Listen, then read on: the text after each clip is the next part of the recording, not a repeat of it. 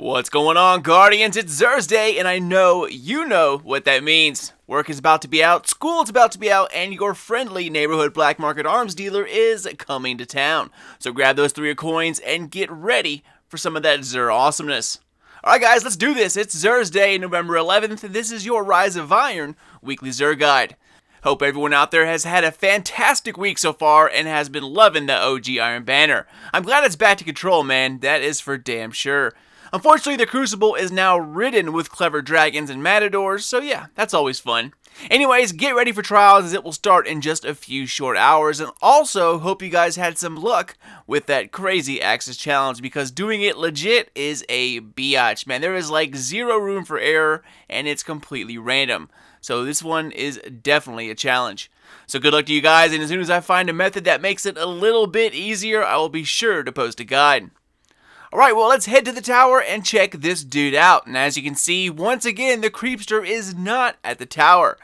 So that means only one place he can be, right? And that is to the reef. You know, guys, this is the first time I think I've seen back-to-back reef trips. What if he gets glitched here forever? How sweet would that be? Alright, well, there's only one place he could be at the reef, so upon landing, head towards the right. He's in the back of his boom boom room, getting that money. Alright, guys, well, let's take a look. You ready to do this? Alright. And, ooh, look at some of that newness. Well, let's briefly check out all of these bad boys, and then I'll hop into the detail for the rest of them. So, for engrams, this week we have a Legacy Year 1 primary engram. Skip this, guys. It's a total waste unless you desperately need exotic shards. Then go ahead and go for it. Just be sure to upgrade the exotics all the way with Modes of Light and then break it down, because breaking down fully upgraded exotics will give you 2 shards instead of just 1. Moving on, we have a Titan chest piece, the Twilight Garrison. For the Hunter, some awesomely awesome Frosties boots, and then a Warlock Year 1 beast, the Apotheosis Veil. And the weapon this week is the elegantly crafted Monte Carlo. Moving on to ornaments, we have Prototype for Truth. It's not too bad, I guess. And then our second ornament this week is for the Young Wolf's Howl, and it's called the Wolves Remember, a nice blackened blade, which makes it pretty unique compared to all the rest of them. But personally, I like the cracked blade, you know, with like the lava sticking out of it. That's my favorite one. Alright, moving on to his curios, we have the 2 Sparrow upgrades, the blue plasma drive, and then the green emerald coil. Then the usual 3-pack of heavy synths, the 5-pack 3 of coins, the 3-pack of glass needles, and then of course the mistake of a lifetime down here at the bottom. Alright, well, let's head back up top and check out all of these bad boys with a little more detail. First, we're starting with the Titan's Twilight Garrison. Exotic perk is called Tactical Air Support. Press BB while airborne to evade, and I think it's Circle Circle on PlayStation. I don't know, it's been a while. 61, 51 discipline strength, and of course you can bump one up just a little bit higher. Now, like most chest pieces, the middle row gives you some kind of ammo buff, and here we have my favorite type. You can get straight up special ammo or straight up heavy ammo. No matter the weapon, you get more ammo. For the third row, we have Solar Recovery, increased recovery for 5 seconds after taking Solar Splash damage or Solar Armor, increased armor while using a Solar subclass. The Twilight Garrison is definitely not the beast it used to be.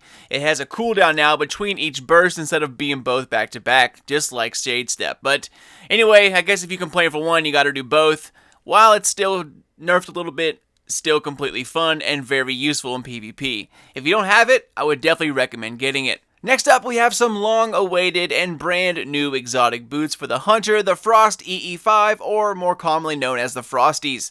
Exotic perk is called Rapid Cooldown, tighter turn radius while sprinting, increased grenade and melee regeneration while sprinting. 47-55 intellect discipline, and of course you can bump one up just a little bit higher. Like most boots, they offer ammo and agility perks, and here we have increased sidearm ammo and increased LMG ammo. And over here at the end, we have Void Double Down, increased agility for 5 seconds, while after a Void Double Kill. These boots, guys, they are pretty awesome. Useful in any game type, but mostly they shine in PvP, where grenades and melees can be the difference between winning and losing. Now, since the Hunter is made to be an agile guardian, it fits the character style perfectly. They used to be glitched, where your grenade would take twice as long to charge if you weren't running, but that has since been fixed. The coolest thing is that they actually frost up. You can see right here, after you run, the tubes light up, and then the boots actually get covered in frost. Once you stop, they return back to normal, and then the tubes slowly start to empty. You're also enhancing your cooldown. So to see the boots actually cooling down is a pretty cool feature, no pun intended. These are actually my placeholder exotics now, unless I need to switch to a different subclass or something specific. They used to be the Bones of Ao, but now the Frosties have taken over for the time being, and I absolutely love them. They come in handy every single time, and these are definitely the buy for the week. Grab them if you can, and if you don't have the Coins of Strangeness, go ahead and try to get as many as possible before this guy leaves. Okay, next up we have a Warlock helmet, the Apotheosis Veil. Exotic perk is called Private Reserves. Immediately regenerate health, melee, and grenade energy upon activating your super. 81 all intellect, and you can boost that or add a little bit of strength. Secondary perks are Ashes to Assets, bonus super energy on grenade kills or heavy lifting, bonus super energy from heavy weapon kills on minions of darkness, and finally, Infusion, replenish health each time you pick up an Orb of Light. Now, I'm not going to say too much about these guys. It's been sold like every other week, and it's always the same thing. It's a great panic button in PvP or PvE. It's nice to pop your super and have full health, grenade, and melee energy. And in that kind of situation, you'll always win when you're fully loaded. So, let's go ahead and move on. Okay, so for the weapon this week, the beautiful Monte Carlo. Exotic perk is called the Monte Carlo method. Dealing damage with this weapon reduces your melee cooldown and grants a chance to fully charge your melee ability with each kill. As for barrel upgrades, we have close quarter combat ballistics, smart drift control, and then aggressive ballistics. Secondary perk is hip fire. This weapon has bonus accuracy while firing from the hip. And as for your middle row, we have high caliber rounds, send it, and then field scout. Next up are the ornaments attached to the Monte Carlo, and they are some of the best in the game. You have Super Spy, which is a pretty awesome black and red combo. This is the one I have, and I absolutely love it. For the next ornament, Royal Flush. It has a black and gold tone and stands out no matter where you go. The scroll work on the weapon really stands out and highlights this weapon's unique look. You know, this weapon has also been sold a buttload of times, but still, it's a great weapon. Not so great in PvE, but it can be used. Where it really shines is in PvP. Its accuracy and stability are pretty hard to beat. Once you lock it onto a head, it is over. It has such a natural recoil that it's super easy to manage.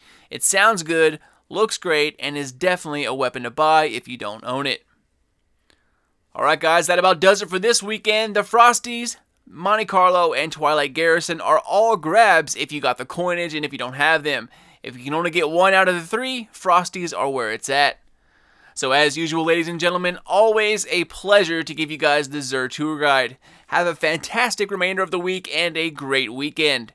Good luck in trials and in the Axis Challenge because, guys, it's a freaking hair puller when you don't have the right people with you. Thanks for watching and for the constant support, y'all. If you want to stay in touch and up to date with everything Sly Nation, Destiny, The Division, Mass Effect, follow me on Twitter at Sly Nation or subscribe to me here on YouTube. I put out as many vids as work allows, and hopefully one day I can be able to do this full time. See you all in the next video, but until then, this is your boy Sly. Later, guys.